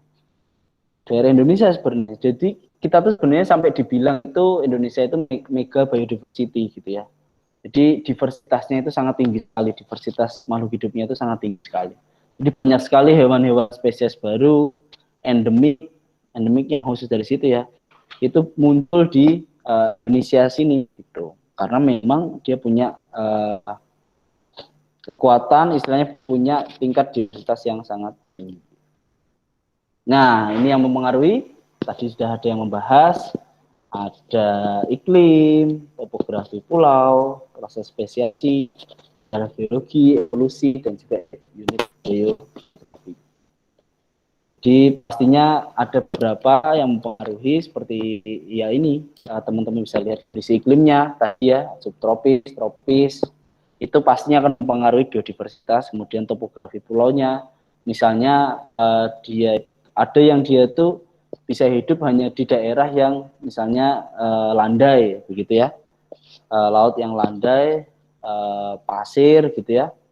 Tapi kalau misalnya ada yang bentuk pulaunya istilahnya dia itu apa namanya, curam, kemudian ada bebatuannya, nah itu ya beda juga, pasti akan beragam spesiesnya. Mungkin ada yang kuat seperti itu. Spesiasi istilahnya ini adalah suatu apa, bisa dibilang itu ya tadi seperti yang dijelaskan oleh si siapa tadi? Siapa tadi yang masalah natural selection tadi, si Erwin ya? Erwin. Ya. Jadi istilahnya akan terseleksi sendiri, istilahnya akan khusus tersendiri, dalam artian spesiesnya akan khusus spesial gitu ya. Spesial atau khusus spesifik yang ada di daerahnya gitu, daerah tersebut. Istilahnya di daerah tersebut, di lingkungan tersebut gitu. Kemudian sejarah geologinya, kemudian ada unit biogeografi dan juga evolusinya. Evolusi akan berimbas pada nanti genetiknya. Seperti itu, misalnya ada yang dulunya apa namanya, ikan sederhana, habis itu nanti menjadi ikan yang lebih kompleks. Oke, ini kenapa kok diversitas marine biodiversity itu penting? Pastinya makanan, ekonomi, marine tourism, ya biodiversitas itu kan tidak bisa lepas dari yang namanya marine tourism ya, marine biodiversity, karena ya bisa dibilang orang-orang juga apa namanya, ingin memanjakan, istilahnya kan tourism itu kan wisata ya, wisata yang itu live gitu ya, biologi, bio gitu, makhluk hidup. Ketika keragamannya tinggi, pastinya akan membuat wisatanya akan lebih menarik begitu, dengan keragaman yang sangat tinggi, diversitas yang sangat tinggi. Kemudian food, makanan, pastinya ketika diversitas tinggi, kita tuh mendapatkan suplai makanan yang sangat banyak juga seperti itu. Misalnya kita bisa dapat ikan, kemudian daerah misalnya yang apa namanya, daerah pesisir kita bisa dapat lobster gitu ya, yang di karang gitu, ikan karang. Ya karena memang biodiversitas itu, gitu. Perbedaan keragaman itu. Kemudian sumber ekonomi, pastinya kita ketika sudah bisa menghasilkan suatu apa ya, bisa dijadikan suatu sumber ekonomi seperti itu dari diversitas. Kemudian transfer energi, ini lebih ke food change ya, food change mungkin nanti kita akan pelajari di mata kuliah yang lain. Suplai oksigen, tadi kalau misalnya teman-teman lihat di videonya, fitoplankton dan zooplankton itu menjadi suatu yang sangat penting dan juga esensial di dalam kehidupan kita. Ini ekosistem servisnya, jadi banyak ya saling berikatan atau istilah berkesinambungan. Nah, ini mungkin sedikit gambaran tentang ekosistem laut yang ada di ekosistem yang ada di laut. Itu ada 4, nanti akan kita pelajari di dalam. Itu ada terumbu karang, kemudian ada lamun itu siklus ya. Bukan, kalau di bahasa Inggris kan secara gamblang itu kan rumput laut, seagrass rumput laut, padahal rumput laut itu bukan seagrass ini gitu. Itu kalau bahasa Inggrisnya nanti teman-teman carilah rumput laut itu bahasa Inggrisnya seperti apa. Yang jelas seagrass itu khusus untuk laut. Kemudian ekosistem mangrove, kemudian ada yang namanya deep sea, sistem laut dalam. Nanti kita pelajari lebih dalam tentang ekosistem ini. Nah, ini tadi yang saya bilang ya, biodiversity, jadi dia termasuk ke dalam coral triangle gitu ya. Jadi terumbu karangnya itu sangat tinggi sekali biodiversitasnya. Teman-teman bisa lihat di sini. Oke. Nah, ini jadi pada akhirnya ketika kita mau mempelajari suatu biologi laut atau istilahnya marine biodiversity itu, kita bisa melakukan pendekatan dari sains, biologi langsung, dan juga secara teknologi untuk bisa mengetahui biodiversitas dari kelautan itu sendiri. Oke, mungkin itu saja untuk kuliah biologi laut yang mungkin awal kita sudah berat ya, bahas tentang sejarah dan juga marine biodiversitas. Mungkin ada yang mau bertanya atau berkomentar? Gitu. Silahkan. Tidak usah malu-malu ya, mumpung kita belajar tentang prodi kita sendiri di korek-korek aja gitu. Atau Pak Adip masuk ya? Adip masuk. Ya, ada saya sini. Iya. Oh iya.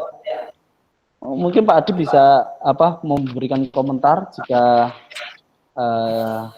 ingin komentar, terutama tentang biodiversitas nih.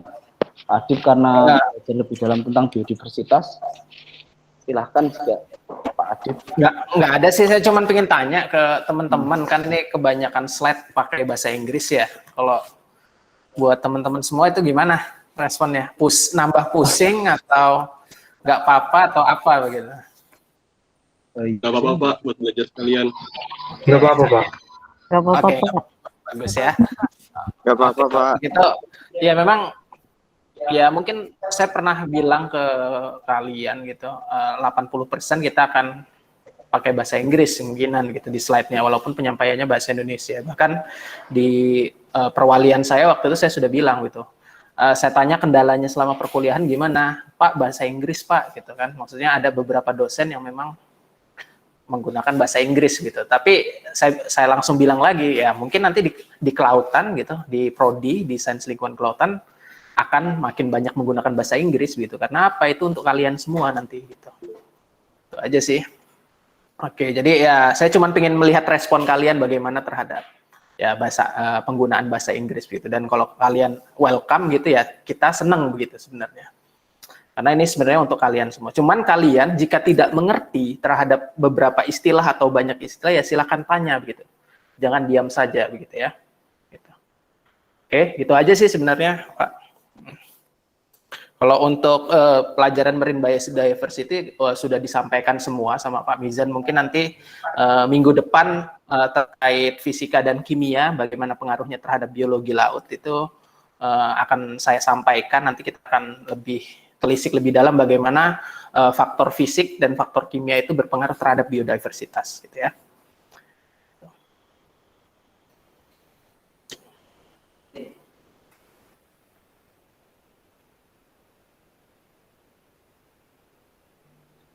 Oke, terima kasih Pak Adip sudah menyampaikan.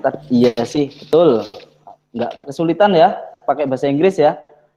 Kalau misalnya sulit itu masih bisa dipelajari gitu. Teman-teman masih dipelajari. Jadi santai saja, itu nggak berat kok bahasanya gitu. Tapi teman-teman itu karena kelautan itu pasti nanti referensinya tuh banyak kan ya dari bahasa-bahasa Inggris gitu, bahasa asing gitu ya. Teman-teman harus mulai pengen sih apa sih ini bahasa Inggrisnya gitu. Apa sih ini bahasa Indonesia? Nggak masalah, aku juga masih belajar kayak gitu. Istilah-istilah yang nggak tahu. Ya masih buka Google Translate juga masih. Ya tapi ya nggak ada salahnya kita belajar kayak gitu ya. Jadi nggak masalah. dipelajari saja walaupun agak susah. Ya silahkan tanya. Kalau misalnya saya sih sukanya teman-teman nyari sendiri habis itu tanya gitu. Ya, itu paling cocok sih. Jadi teman-teman mengstimulus teman-teman biar nyari dulu. Habis itu kalau udah mentok baru tanya ke dosennya, saya, Pak Adib atau Bu Hendri atau nanti dosen-dosen lain di lain di SL. Oke, ada lagi yang mau bertanya atau berkomentar? Bentar. Aku mau share. Oh, ini. Dia sih. Oh, ini. Silahkan ya, sambil absen ya. Sambil absen nih di sini. Silahkan. Ada yang mau berkomentar lagi? Pak izin Pak. Ya. Ini siapa nih? Itu absensinya boleh di copy di kolom komen apa nggak Pak, chat Pak? Soalnya pakai satu device Pak. Pakai satu device Pak. Oh, Pak di copy di kolom komentar aja Pak. Ya udah. Itu ya udah ding. Beda device ya. Iya Pak. Ya, tak kira kalian tuh malas loh nulis ini, tak kira malas gitu. Malas lah ya. Sampai malas. Tapi kalau beda device, saya maklumi. Betul. Sorry. Silakan. Thank you Jenny. Lupa saya ingatin. Itu malah ganti. Oke, ada yang berkomentar? Menyenangkan nggak mulai masuk ke... Oke, Pulau Golan. Silahkan. Berarti benar ya Pak, plankton itu penyumbang oksigen terbesar di bumi ya Pak? Gimana? Kamu bilang apa? Tanya jadi, apa? Saya ingin bertanya Pak, mau bertanya tentang plankton tadi kan dia menyumbang oksigen, tapi yang pernah saya baca tuh plankton menyumbang oksigen terbesar di bumi, itu benar nggak Pak? Nah, kamu tadi, oke, thank you Paulo. Lah itu kamu bacanya gimana? Sampai kelar nggak? Betul atau enggak bahwa namanya plankton itu menyumbang oksigen terbesar? Saya bacanya di perpus waktu SMA Pak. Itu pun pakai bahasa Inggris, jadi agak nggak nangkap. Oke, thank you Paulo. Jadi setahu saya, mungkin saya baca gitu ya, sudah saya baca bahwa betul bahwa yang namanya plankton itu tuh lebih tinggi kontribusinya penyumbang oksigen ketimbang hutan Amazon, hutan yang ada di daratan. Nggak bisa dibayangin ya, dalam artian ya karena kita sering lihatnya namanya hutan, pohon, tumbuhan itu kelihatan gitu. Padahal plankton itu lebih tinggi kontribusinya dalam suplai oksigen. Itu betul kata si Paulo ya, membaca waktu SMA bahasa Inggris itu dikonfirmasi sekarang dan itu betul Paulo. Ini mungkin informasi buat teman-teman. Silahkan kalau misalnya ada yang mau nyangkal, monggo nanti misalnya mungkin saya salah ya, itu kurang update. Oh enggak Pak, ternyata hutan di Kalimantan tuh yang suplai oksigennya paling tinggi. Ya mungkin saja. Nah itu sejauh saya tahu informasinya bahwa plankton itu tinggi sekali dalam berkontribusi dalam suplai oksigen. Kalau misalnya kita main secara logika ya, namanya juga di laut ya, kebanyakan plankton itu di laut. Laut aja sendiri oceannya tadi 71%. Mentok-mentoknya si hutan yang semua pulau itu dipenuhi sama darat sama hutan ya, itu nggak bisa meng-cover dari 71%-nya dari lautan. Jadi plankton itu sangat sangat penting sekali, esensial sekali dalam kehidupan kita. Itu. Jadi teman-teman yang mau main plankton itu bagus juga. Oke, thank you Paulo. Nanti dicari lagi ya kalau saya salah. Ya silakan Erwin Hadi. Saya mau nanya Pak, masalah plankton ini ya Pak ya. Plankton kan adalah silakan. Makhluk hidup dari salah satu toh Pak. Nah, kalau dengan tumbuhan, hutan itu kan kalah dengan, berarti kan itu di daratan. Dia kan berarti kalah luas sama lautan toh Pak. Nah itu mungkin bisa jadi Pak. Tapi kalau dia menghasilkan oksigen, berarti kan di dalam air dia akan mengeluarkan gelembung udara Pak. Nah, karena kita tidak bisa melihat, ya, berarti kan dia setiap plankton kan bakal menghasilkan, Pak. Berarti dia harus ada secara teori seenggaknya ada gelembung udara yang bakal naik ke udara, Pak, ke permukaan. Karena itu nggak terlihat, Pak. Belum nangkep. Nah, gimana, Win? Jadi kamu terbingungkan oleh gelembung udara? Ya, kalau udara di bawah air kan dia bakal selalu naik, Pak. Karena udara lebih ringan, masanya kan lebih ringan daripada massa air, Pak. Ya, oke. Secara teori. Berarti kan dia secara tidak langsung kan dengan sebanyak itu dia harusnya terlihat loh, Pak. Gelembungnya banyak gitu ya di lautan gitu ya? Iya, Pak. Oh, secara gitu ya. Udah pemikiran pernah lihat plankton di laut? Ya. Udah pernah lihat, pertama pernah lihat plankton di laut, kemudian belum, Pak. Ukuran plankton, kemudian blooming plankton ya, itu ada juga.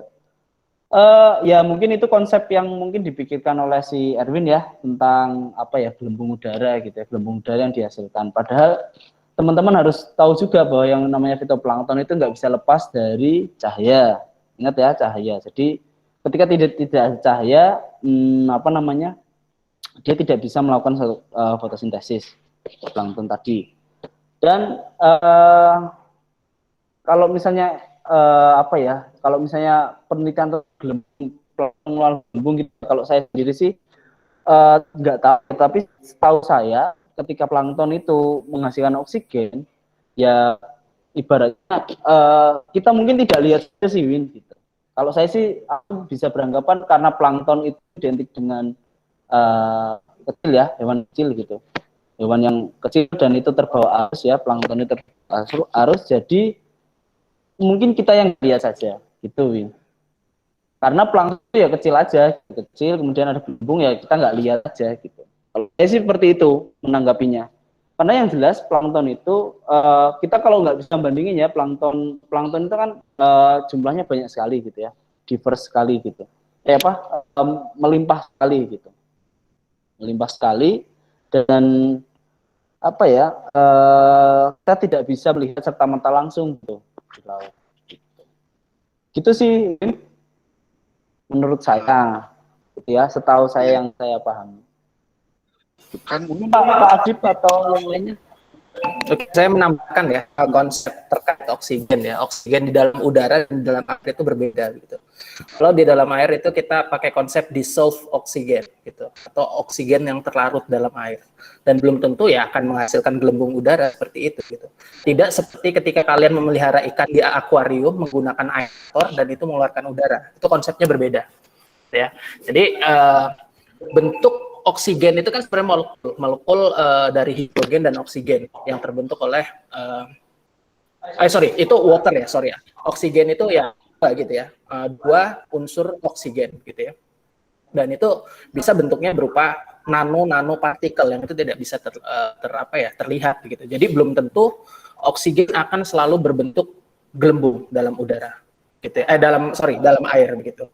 Dan benar ya, memang kalau kita lihat fitoplankton memang yang terbesar menghasilkan oksigen di bumi ini begitu. Bahkan sebenarnya paru-paru dunia itu sebenarnya hutan, tapi bisa dalam laut gitu. Dan nanti kalian akan belajar juga konsep namanya ada fitoplankton atau phytoplankton atau zooplankton atau zooplankton gitu. Bagaimana nanti dalam food web atau jaring-jaring makanan, fito itu merupakan primary producer. Sedangkan nanti zoo itu tidak melakukan fotosintesis gitu. Jadi tidak semua plankton itu melakukan fotosintesis gitu ya. Jadi hanya phytoplankton yang nanti ada proses fotosintesis dalamnya. Karena apa? Karena dia punya istilahnya organel sel yang bisa menghasilkan atau melaksanakan proses fotosintesis gitu. Dan nanti kalau kita belajar itu nanti ke depannya ya, di depannya itu setiap kedalaman itu akan mempunyai kadar oksigen terlarut yang berbeda. Jadi nanti ada namanya kalau bahasa Inggrisnya vertical distribution of dissolved oxygen gitu. Jadi di permukaan itu karena kandungan fitoplanktonnya tinggi gitu, karena mereka butuh cahaya gitu, akan tinggi dibandingkan nanti di 1000 meter gitu, atau di 500 meter atau di 200 meter gitu. Nanti kita akan belajar lebih lanjut di bagian topik plankton ya, dan minggu depan kita akan belajar tentang fisika dan kimia air, di mana oksigen itu merupakan salah satu bagian dari aspek kimia air, gitu ya. Oksigen bentuknya apa? Larut, begitu ya, terlarut dalam air, gitu. Itu sih kurang lebih Erwin, begitu. Mungkin bisa memberikan insight atau pandangan lebih jelas. Cuman nanti lebih dalamnya akan di ke depannya ya. Nanti kalian juga di semester 3, semester 4 itu akan belajar oceanografi fisika, oceanografi kimia gitu ya. Sebenarnya itu lebih bukan oceanografi fisika ya. Kalau bahasanya kita itu fisika air, kimia air, fisika laut, kimia laut. Sebenarnya itu oceanografi begitu ya. Biologi laut ini sebenarnya oceanografi biologi gitu kan. Jadi nanti kita akan belajar, dan sebenarnya konsep fisika laut, kimia laut, biologi laut itu saling berhubungan semuanya. Jadi nanti ketika kalian sudah belajar, kalian saat ini belajar potongan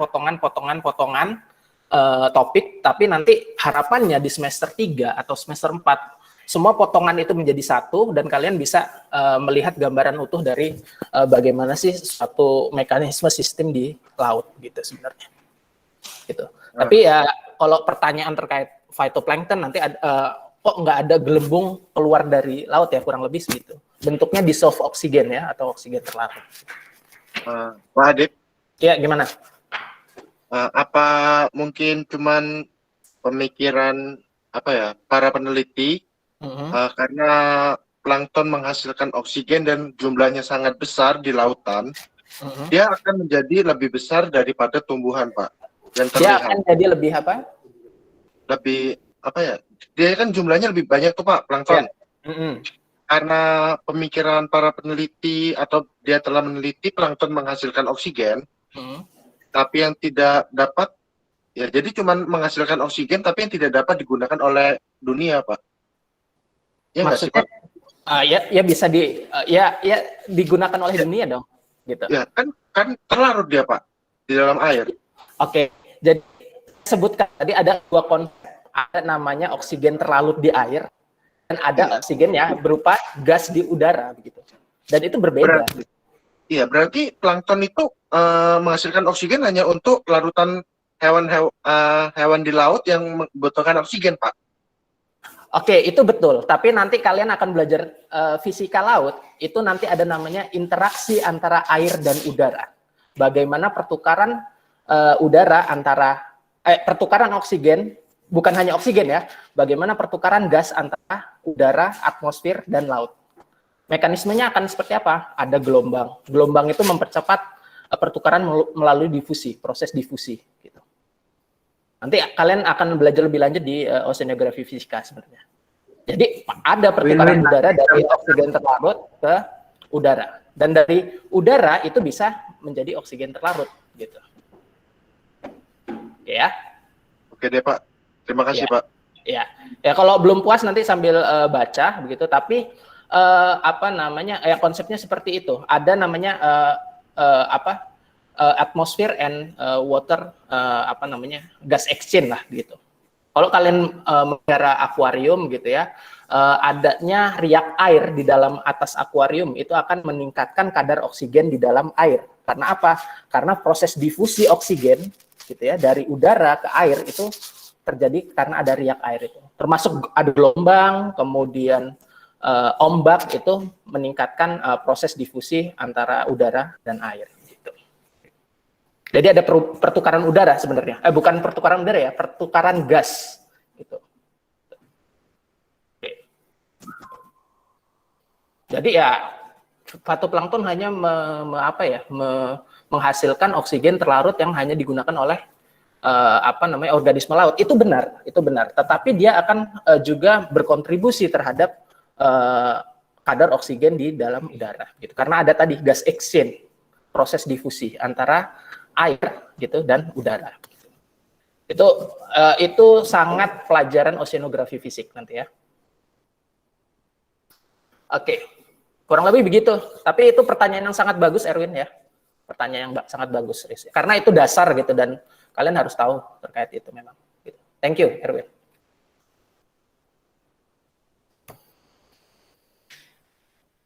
Ya. Oke, ada lagi? Menarik ya, Erwin nanti dulu ya, kalau belum puas silahkan ditanyakan, bukan ditanyakan, dititip.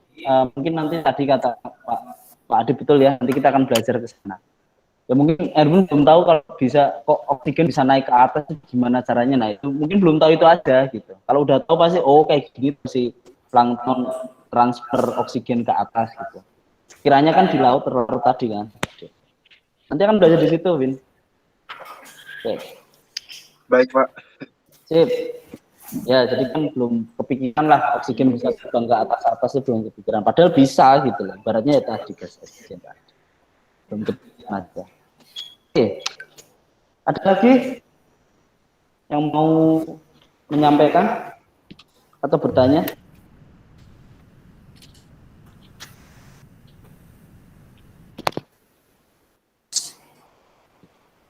Kalau tidak ada, ya kita akhiri berarti ya. Tadi tidak pada absen? Sudah, Pak. Sudah, Pak. Sudah, Pak. Sudah Pak, sudah. Iya. Kalau ada yang salah ngisi prodi apa, kasih langsung ya. Ya absennya. Tuan suruh milih tuh prodi apa tuh. Sampai salah prodi ya awas ya.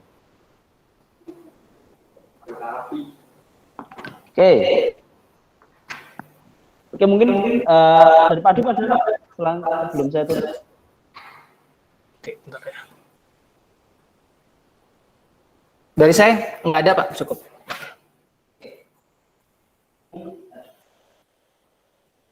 Oke, terima kasih teman-teman. Jadi saya harapkan sih di kuliah ini jadi teman-teman semangat tadi ya memantik pertanyaan-pertanyaan yang dikeluarkan oleh teman-teman ya. Si Erwin tadi bisa dibilang sudah kritis ya. Dia kritis, tinggal nanti mau belajar aja gitu aja. Kalau mentok dia, enggak lah dia fitoplankton di situ aja ya susah kan kayak gitu. Tapi kalau Erwin mau belajar, nah itu yang saya cari gitu. Jadi ada pemantiknya. Ada berpikir kritis dulu, betul tuh yang kata si Erwin tadi, betul. Jadi nanti, gimana caranya dipelajari. Oke, itu menjadi salah satu contoh yang baik si Erwin. Jadi silakan ditingkatkan, yang teman-teman yang lain juga ya ditingkatkan. Berpikirnya dikritiskan lagi, kok bisa sih kan ngambil oksigen itu gimana caranya? Di air loh padahal loh, kan? Oksigennya gimana gitu loh. Kita kok nggak pakai air bisa gitu. Nah, itu di pikiran-pikiran gitu yang saya suka, gitu ya. Jadi teman-teman tuh pemikiran orang awam, Pak. Ya enggak, orang awam itu belum tahu aja namanya. Nanti si Erwin aja gitu. Ya Win ya. Ya kita tahu. Nah, udah pas itu pikirannya, tinggal pengen belajar aja. Oke, mungkin gitu saja dari saya. Terima kasih teman-teman sudah mau hadir dalam kuliah perdana kita tentang biologi laut. Diharapkan sih kedepannya nanti ini sistemnya tiap materi akan disampaikan oleh ahlinya ya, bukan ahlinya, istilahnya pengampu yang mumpuni gitu. Nanti Bu Hendri akan masuk juga di materi tertentu, saya juga akan masuk di materi tertentu, nanti Pak Adib juga akan masuk di materi tertentu gitu. Ibaratnya akan masuk sesuai dengan bidang keilmuan masing-masing.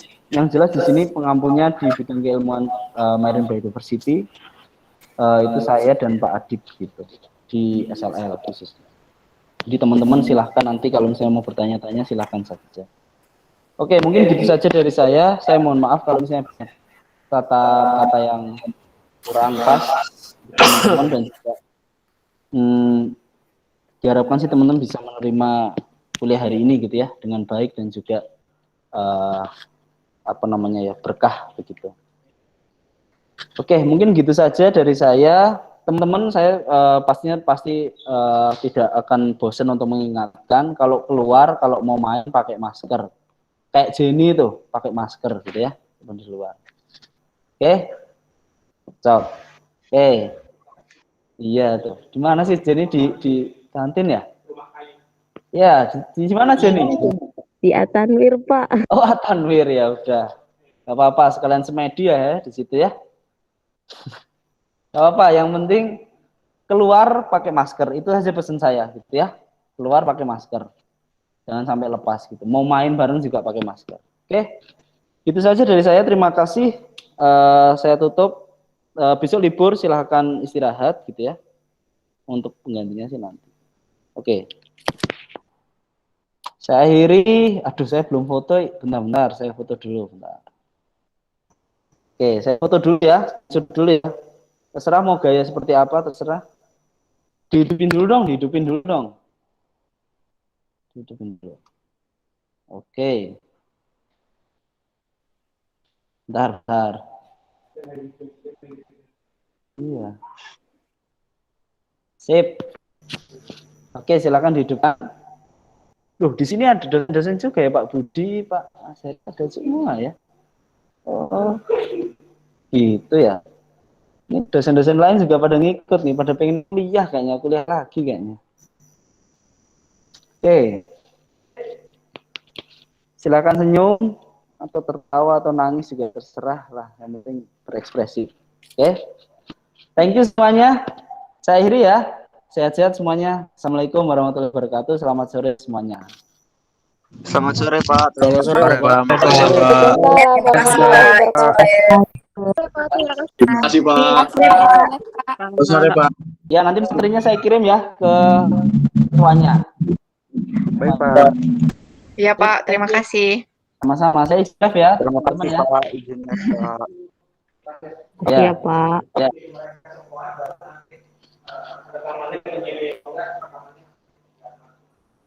Oh.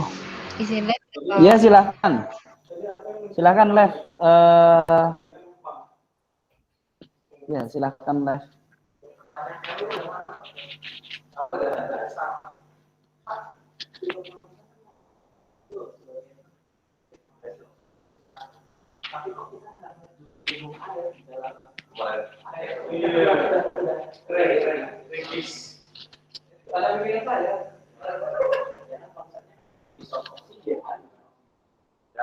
Sama.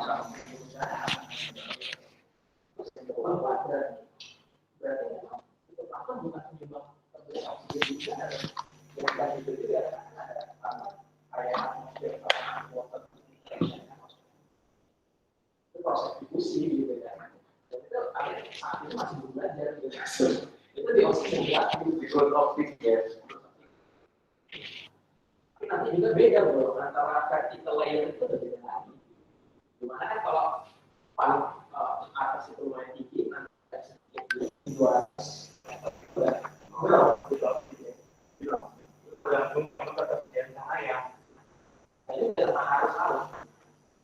harus selalu di bawah itu udah beda lagi. Yang harus bawah itu mau oksigen paling tinggi proses global gitu kan. Bukan cahaya, harus tampaknya. Dan itu jadi di siklus lari ke seluruh benua kan. Yang harus bawa itu ya, harus lingkaran. Dan membawa suhu dingin. Nah dinginnya itu yang